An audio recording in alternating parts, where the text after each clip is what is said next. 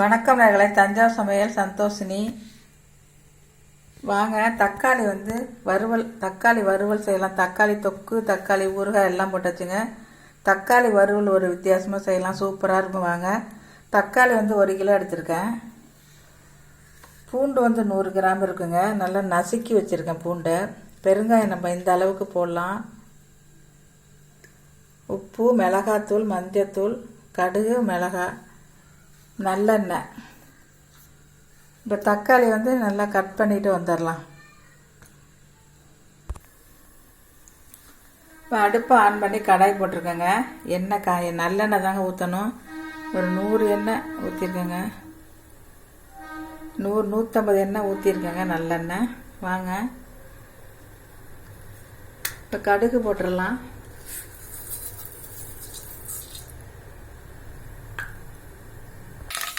கடுகு வெடிக்குதுங்க. இப்போ நம்ம பெருங்காயத்தை போட்டுடலாம். இப்போ நம்ம பூண்டை போட்டுடலாம்.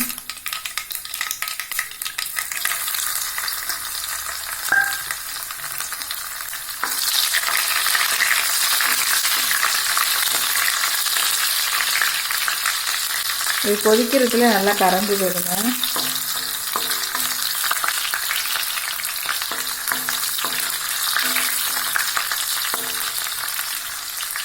இப்போ நம்ம தக்காளி போட்டுடலாம்.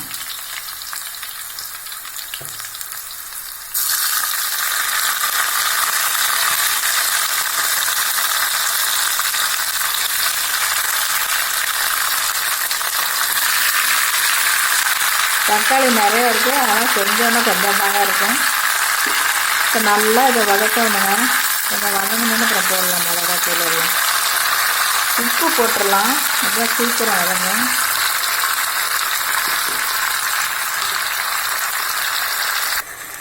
இப்போ நம்ம மஞ்சத்தூள் போட்டுடலாங்க. காஷ்மீர் மிளகாத்தூள் தான் நான் போடுறேன். கொஞ்சம் கலராக இருக்குன்ட்டு. இன்னும் சாதா மிளகாத்தூள் போட்டுக்கலாம்.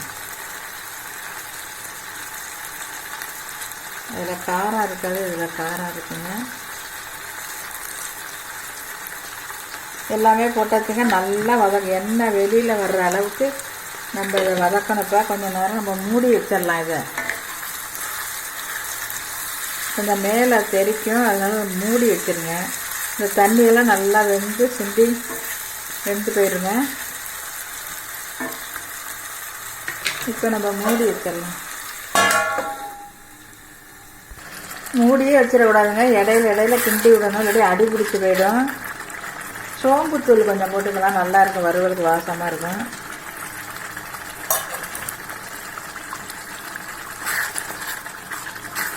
கிண்டிக்கிட்டே இருக்கணும். நல்லா கொதித்து எண்ணெயெல்லாம் வெளியில் வரணுங்க. கொஞ்சம் லேட்டாகும்.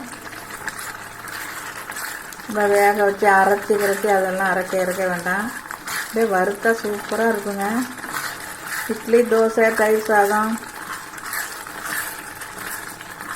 எல்லாத்துக்குமே தொட்டுக்கலாங்க. சாம்பார் சாதம் எல்லாத்துக்குமே தொட்டுக்கலாம்.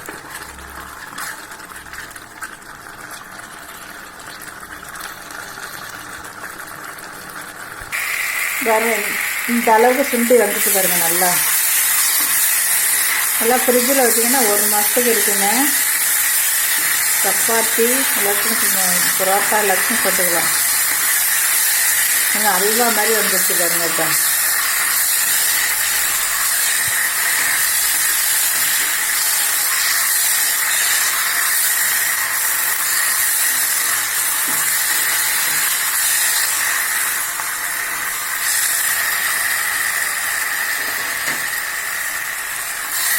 தக்காளி வறுவல் ரெடி ஆயிடுச்சுங்க.